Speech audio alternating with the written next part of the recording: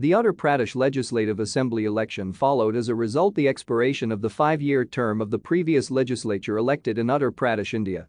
The election to the Uttar Pradesh Legislative Assembly was held in 7 phases from 8 February through 3 March 2012.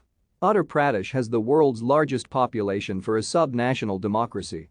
The incumbent Chief Minister Mayawati's Bahujan Samaj party, which previously won an absolute majority of seats, was defeated by Mulayam Singh Yadav's Samajwadi party, which gained an absolute majority in the election.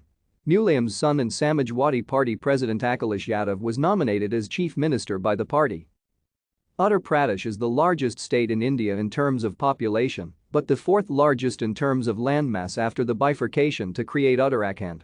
It is also considered politically important because of the number of seats it returns to the Lok Sabha and as including the constituencies of such nationally notable figures as Sonia Gandhi, Rahul Gandhi, Varun Gandhi and Maneka Gandhi of the Nehru Gandhi family dynasty. Thank you for watching. Like and subscribe if you would like to view more of our videos. Have a nice day.